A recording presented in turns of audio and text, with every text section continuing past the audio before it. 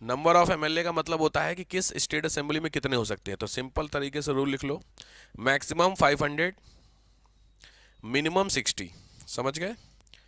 500 से ज़्यादा नहीं हो सकते, 60 से कम नहीं हो सकते। But there is some exception, लेकिन कुछ अपवाद हैं।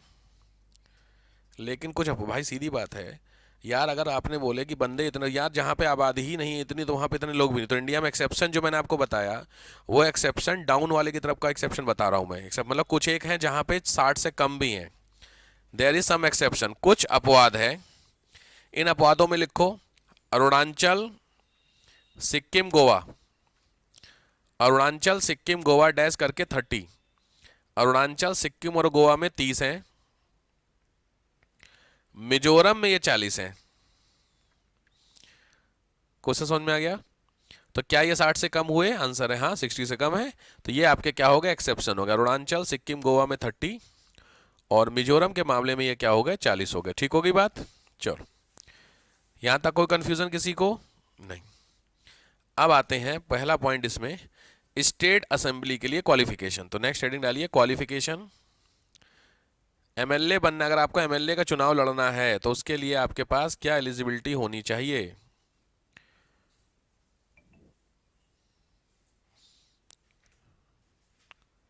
राहुल गांधी भी जा रहे भैया नहाने। एक चीज 20 तारीख को दे रहा है। एक चीज समझे होगी नहीं तुम लोग? क्या समझे? इन सब चीजों से कुछ समझ में आ रहा है नहाने को लेके? कि जो नेता लोग हैं वो केवल तुम लोगों को बेवकूफ बना रहे हैं। किस नाम पे? रिलीजन के नाम पे। और हर नेता जा जा करके डुबकी लगा के चला आ रहा है, जबकि ये वही नेता हैं जिन्होंने राम को पहचानने से इनकार कर दिया था। राम कुछ नहीं है, राम का जन्म भारत में नहीं हुआ था। लेकिन एक चीज, इनके घर में चले आना तो सुबह से लेकर शाम तक आरती होती है। समझो बात को लेकर के। इसीलिए मैं हमेशा बोलता हूँ कि जो इंडिया में सबसे करप्ट कोई है तो वो नेता होते हैं। ना उनका कोई कैरेक्टर होता है, चरित्र तो है ही नहीं उनका, सीधी बात है। क्योंकि और उससे बड़े गधे इंडिया वाले हैं जो उनको सुनते हैं। मैं हर एक नेता की बात कर रहा हूँ, उनको पता है कि इंडिया वालों को कैसे बेवकूफ़ बनाना है, और खास करके रिलीजन के नाम पे।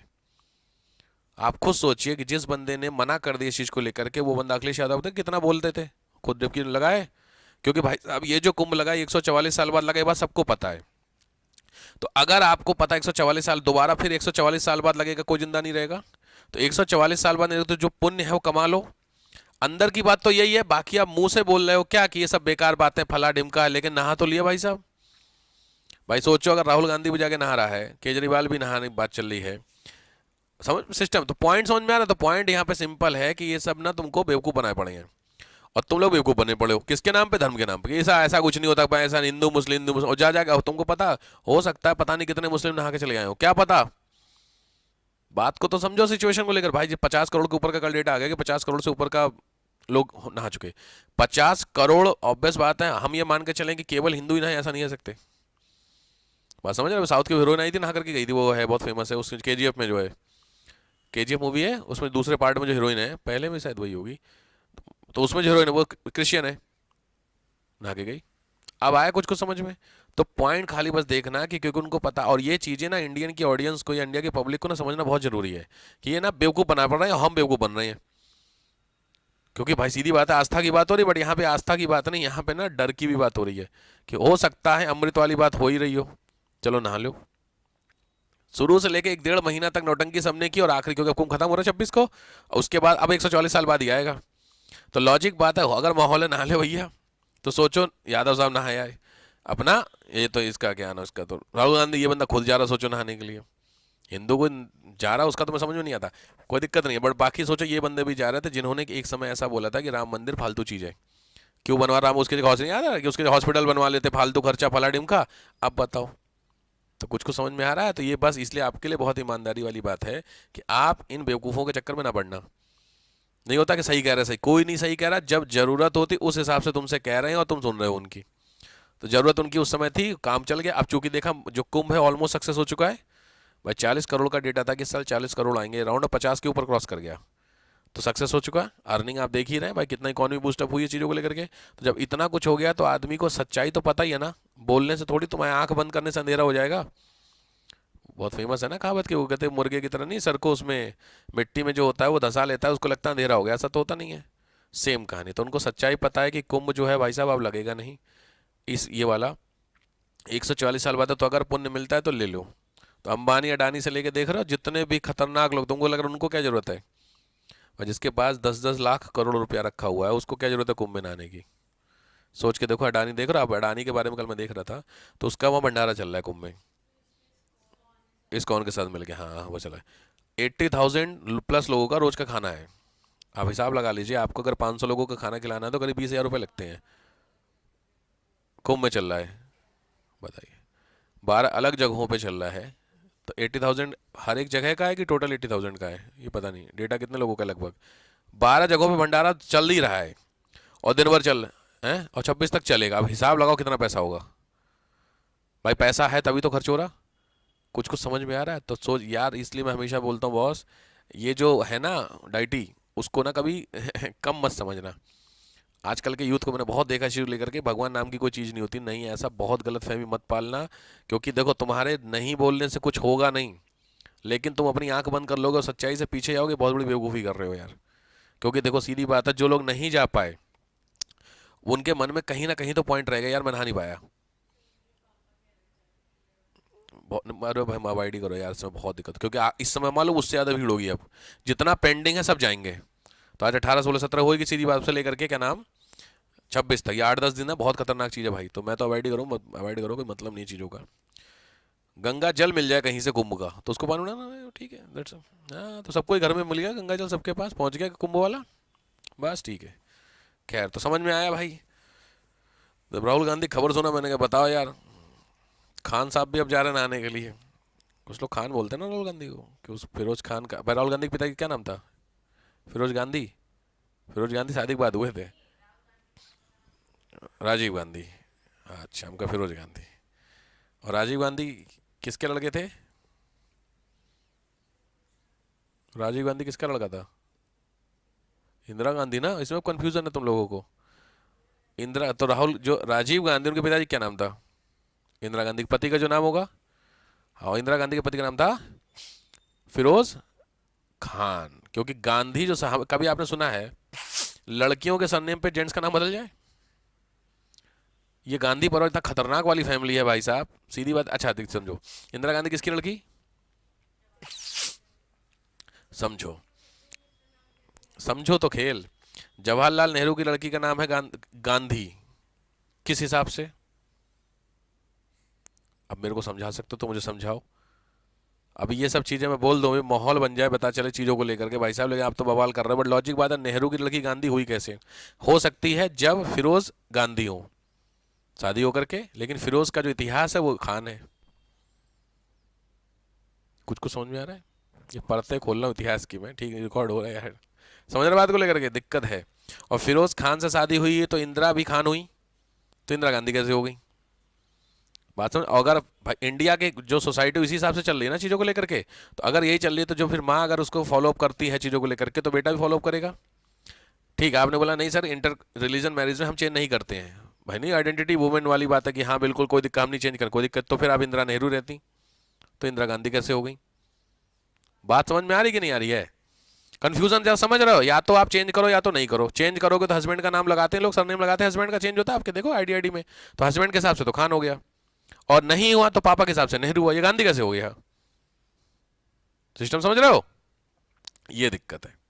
अब इसको समझाने बैठेंगे कांग्रेस वाले तो लड़ जाएंगे तुमसे, चढ़ जाएंगे तुम्हारे ऊपर, क्या बात कर रहा तुम, ये फला डिम का राजमाता हमारी है।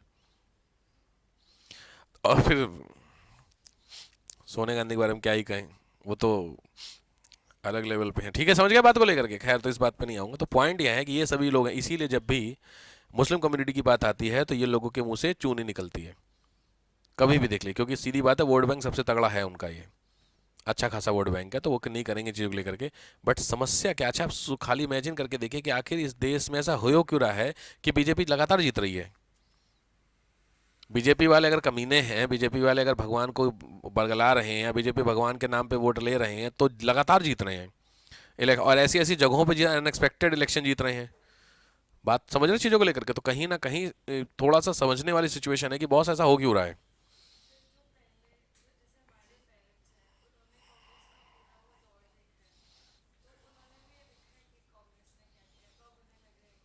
बीजेपी ठीक है ना।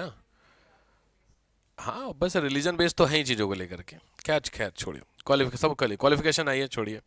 डिबेट जरूरी है, इन चीज़ों पे करते रहेंगे बीच बीच में, आपको भी थोड़ा लगता रहेगा कि हाँ इस दुनिया में चल क्या रहा। पहली सबसे इंपॉर्टेंट है इंडियन सिटीजन। दूसरा है इंपॉर्टेंट कि मिनिमम 25 साल एज है, मिनिमम 25 साल।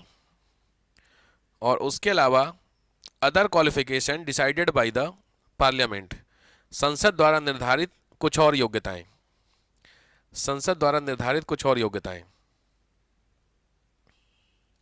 अब संसद द्वारा निर्धारित योग्यताओं में डैश करके लिख लीजिए संसद ने कोई अलग से क्या डाली है। तो सबसे इंपॉर्टेंट चीज है, ध्यान रखना, वो वोटर भी होना चाहिए। ही must B voter of that state, वो उस राज्य का वोटर भी होना चाहिए। कुछ समझ में आ गया इसका मतलब?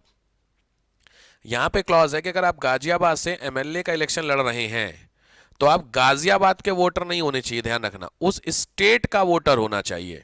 मतलब गुजरात का बंदा क्या नाम यूपी से इलेक्शन नहीं लड़ सकता। कुछ कुछ समझ में आ गया?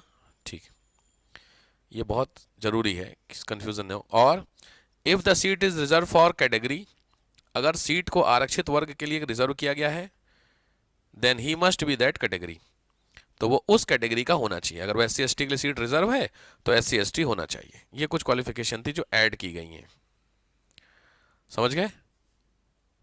नेक्स्ट आ जाओ। सीट वैकेंट, हेडिंग डालो, स्थानों का रिक्त होना। सीट जो है वो वैकेंट कैसे होती है? सीट वैकेंट कैसे होती है, धड़ा फटाफट लिखो। सीट वैकेंट में सबसे पहला है दोहरी सदस्यता, डबल मेंबरशिप।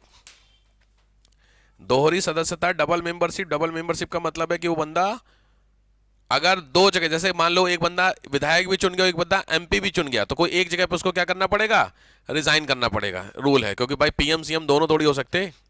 योगी जी ऐसे ही थे ना, योगी जी गोरखपुर से MP थे, तो वो संसद में बैठे होंगे लोकसभा में, और जैसे ही यूपी का रिजल्ट आया बीजेपी जीत गई, जीतने के बाद तुरंत इनको दिल्ली में बुलाया गया योगी जी को और बोला कि अब आप CM। तो जब ये CM होंगे तो यूपी के होंगे ना, तो लॉजिक बात है गोरखपुर से सीट खाली हो गई कि नहीं? तो या तो आप CM बन सकते या तो MP रह सकते हैं। और CM बनने के लिए आपको फिर अपने छोड़नी पड़ेगी सीट MP की। तो जब इन्होंने MP की सीट छोड़ी, उसकी गोरखपुर से सीट छोड़ी, तो वहां से किसको सांसद बनाया गया? रवि किशन को। रवि किशन जानते हो, जो वो सिंगर उंगर है, क्या है वो, समझ गए? तो वो वहां से क्या बन गया? वो बन गया MP बन गया। अब आया कुछ कुछ, तो आपको ये पहली तो दोहरी सदस्यता नहीं हो सकती, सीधी बात। दूसरा, resign to the chairman, resign to the speaker, वो स्पीकर को क्या कर देगा? रिजाइन कर देगा। Next, resign to the speaker, speaker को क्या दे देगा? त्यागपत्र। नेक्स्ट, 60 डेज एबसेंट, 60 दिन तक अगर वो एबसेंट रहता है, अनुपस्थित रहता है, 60 डेज एबसेंट रहता है, 60 डेज एबसेंट रहता है तो। नेक्स्ट, इनवैलिड इलेक्शन, अमान्य हो आपका election. Next, suspend from the house, house से सस्पेंड कर दिया जाए, हाउस से सस्पेंड कर दिया जाए।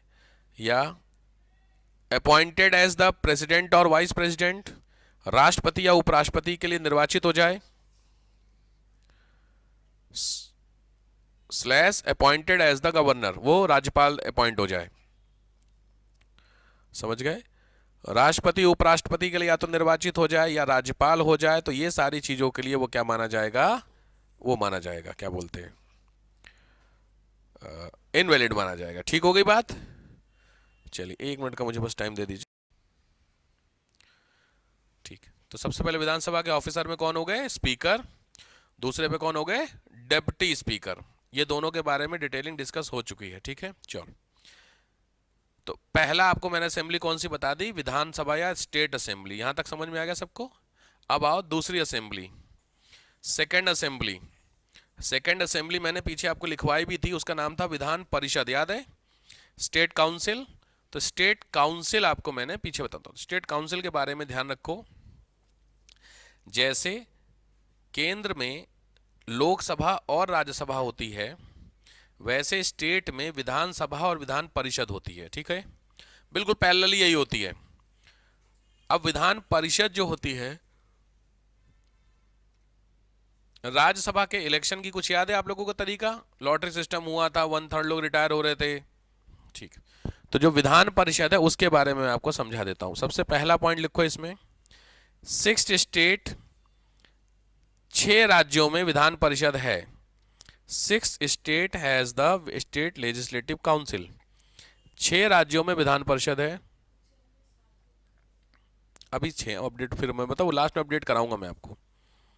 दूसरी चीज, सेकंड चीज, there member is called MLC. इसके जो सदस्य होते हैं विधान परिषद के, वो एमएलसी कहलाते हैं, एमएलसी। ठीक हो गया। तीसरा, थर्ड पॉइंट, थर्ड पॉइंट होता है सबसे इंपॉर्टेंट, वो है विधान परिषद का इलेक्शन। तो हेडिंग डालो चुनाव। इलेक्शन विधान परिषद का क्या होता है? इलेक्शन। तो इसके इलेक्शन का मैं आपको हिसाब समझा देता हूं, वो कंफ्यूजन हो जाता है।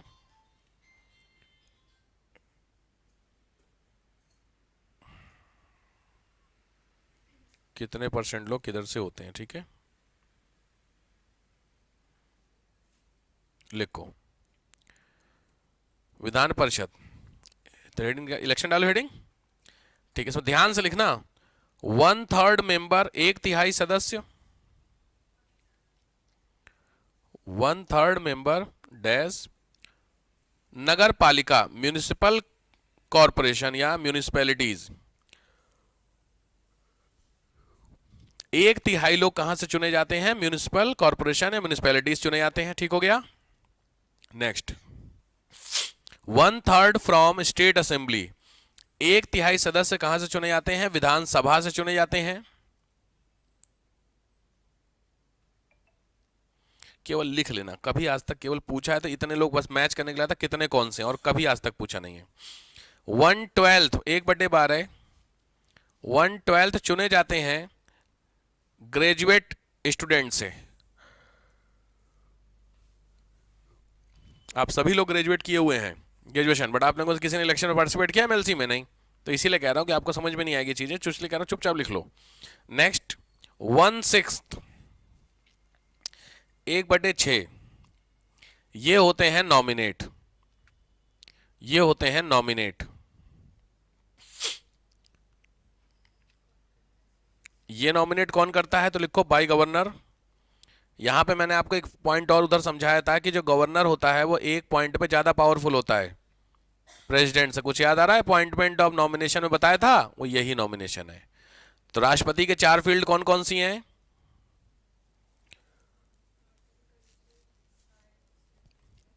ठीक है, और ठीक, तो सोशल वर्क, कल्चर दूसरा, आर्ट मतलब दूसरा, तीसरा लिटरेचर और साइंस, ये चारों तो इसके भी हैं। इसके अलावा जो एक और था मैंने वहां बताया था, वो था, अरे क्या था, कोऑपरेशन, या लिख लीजिए इस चीज को, लिटरेचर साहित्य, विज्ञान साइंस, कला आर्ट,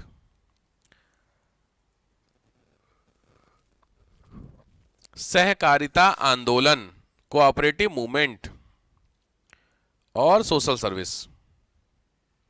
इन 5 लोगों में से, मतलब इन 5 सेक्शन में से 1/6 लोगों को क्या करता है? ये नॉमिनेट करता है। समझ गए? ठीक। तो कभी आज तक पूछा है नहीं, बस खाली पूछा है कितने लोगों को करता है, तो मैंने आपको बता दिया कितने लोगों को करता है। तो विधानसभा और विधान परिषद का कंटेंट आपको लगभग समझ में आ गया। अब आइए सेशन, विधानसभा के सेशन,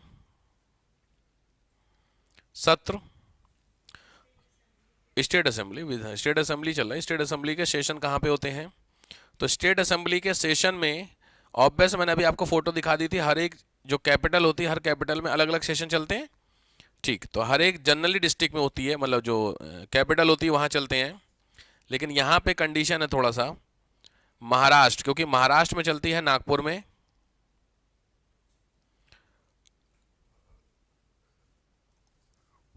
और जम्मू कश्मीर में चलती है जम्मू में।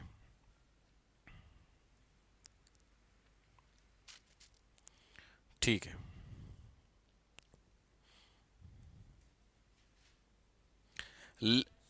महाराष्ट्र नागपुर में। ठीक हो गया। अब देखो मैं बहुत इसीलिए स्पीड में निकलूंगा क्योंकि ये चीजें पढ़ चुके, लेकिन legal process, legislative process, sorry, legislative process, legislative process की कहानी क्या होती है ये समझ लेते हैं।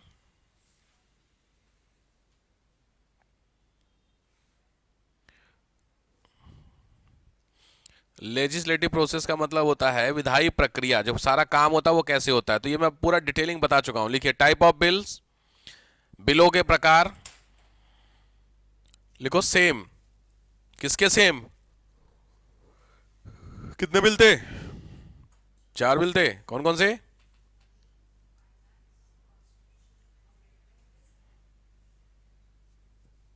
नॉर्मल बिल, सबसे पहले ऑर्डिनरी बिल, तो चारों बिल क्लियर हो गए। तो लिखिए same as in Lok Sabha, Lok Sabha के समान सेम चीज है, दोबारा क्या डिस्कस करना।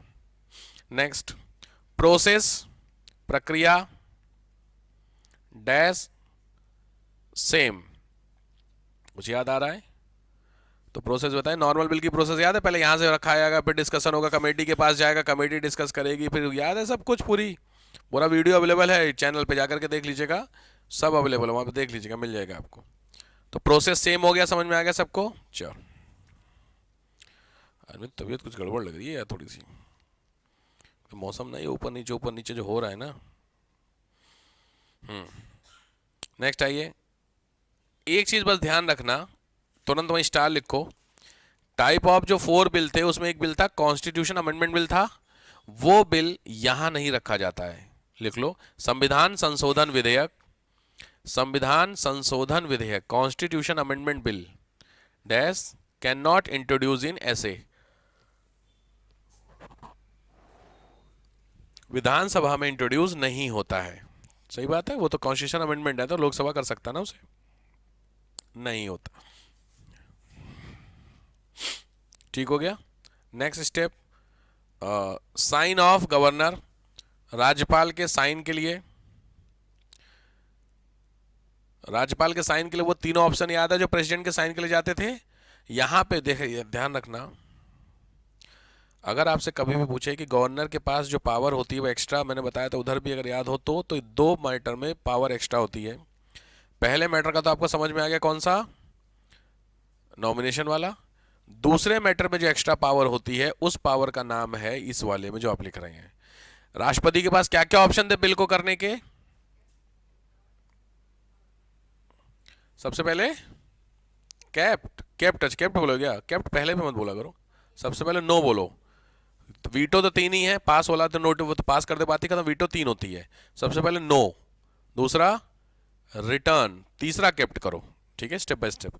तो नो कर दे बिल को, मना कर दे, रिटर्न कर दे, वापस कर दे, या फिर अपने पास रख ले। 3 ऑप्शन तो थे, इसमें चौथा जो ऑप्शन इनके पास होता है गवर्नर के पास, वो होता है रिजर्व टू द प्रेसिडेंट।